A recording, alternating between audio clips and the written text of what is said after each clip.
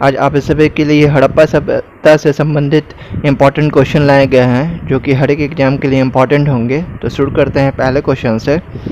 हड़प्पा सभ्यता को और किस नाम से जाना जाता है?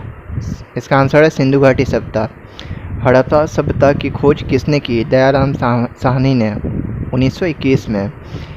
हड़प्पा सभ्यता का विस्तार किस आकृति में है? त्रिभुजाकार। इस सभ्यता की अवधि कितनी मानी गई है? 2500 ईस्वी पूर्व से 1750 ईस्वी पूर्व।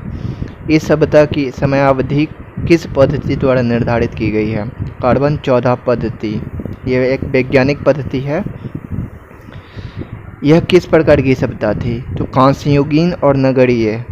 ग्रामीण सभ्यता नहीं थी, ये नगरीय, नगर बसे हुए थे इस सभ्यता में, और कांसे की जानकारी थी इन लोगों को। इस सभ्यता का सबसे बड़ा स्थल कौन सा है? धौलावीरा। धौलावीरा किस राज्य में स्थित है? गुजरात में। इस सभ्यता का सबसे पूर्वीय स्थल कौन सा है? आलमगीरपुर, जो कि उत्तर प्रदेश में है। आलमगीरपुर किस नदी के किनारे स्थित है? हिंड नदी के किनारे। इस सभ्यता का सबसे दक्षिणी स्थल कौन सा है? दैमाबाद।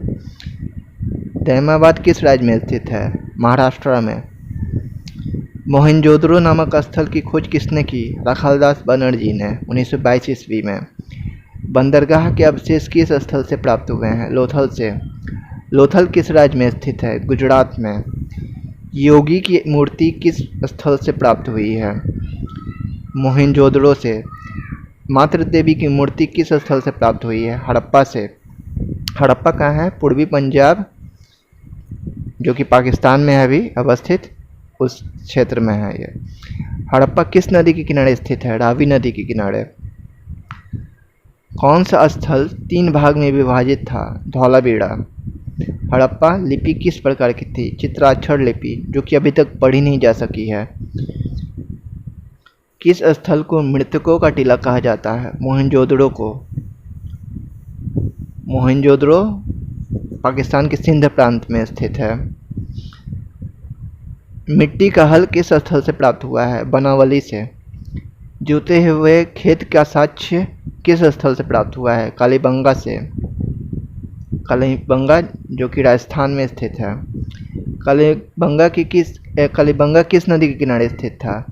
घग्गर नदी। अलंकृत ईंटों का प्रयोग किस स्थल में हुआ था? कालीबंगा में। वैसे हड़प्पा सभ्यता के जो नगर बने थे वो पक्की ईंटों के बने हुए थे।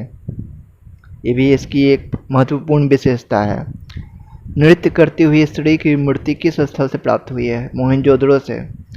जौ और सरसों का साक्ष्य कहाँ से प्राप्त हुआ है? कालीबंगा से। विस्तृत बाजार वाले क्षेत्र के अवशेष किस स्थल से प्राप्त हुए हैं? धौलावीरा से, जो कि गुजरात में स्थित है। हड़प्पा सभ्यता मात्र सत्तात्मक थी या पितृसत्तात्मक? तो मात्र सत्तात्मक। इसका अनुमान इसलिए लगाया गया है क्योंकि वहाँ मात्र देवी की मूर्ति ज़्यादा संख्या में मिली है। इस सभ्यता का सबसे उत्तरी स्थल कौन सा है? मांडा। मांडा किस राज्य केंद्र शासित प्रदेश में स्थित है? जम्मू कश्मीर।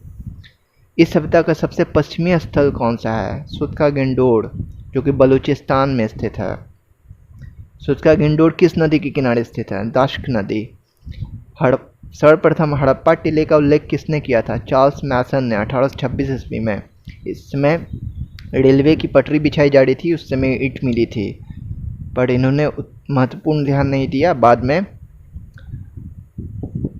दयाराम साहनी और जॉन मार्शल के नेतृत्व में खुदाई हुई 1921 में, तो हड़प्पा सभ्यता का पता चला। हड़प्पा सभ्यता इसलिए कहा जाता है क्योंकि पहला जो अवशेष मिला था हड़प्पा नामक स्थल पे मिला था, लेकिन बाद में इसके अवशेष बहुत बड़े क्षेत्र में मिला इसलिए, और सबसे ज़्यादा सिंधु घाटी क्षेत्र में मिला था, इसलिए इसे सिंधु घाटी सभ्यता भी कहा जाता है।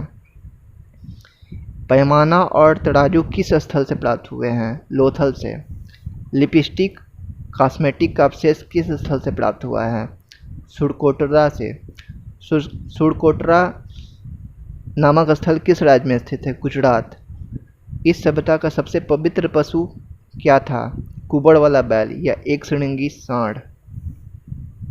स्नानागार किस स्थल से प्राप्त हुआ है? मोहनजोदड़ो से।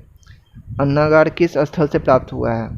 हड़प्पा और मोहनजोदड़ो दोनों स्थल से। मांडा किस नदी के किनारे स्थित है? चिनाब नदी के किनारे।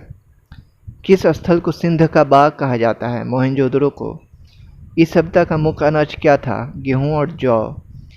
हड़प्पा मुहरे किससे बनाई जाती थी? सेल खड़ी से।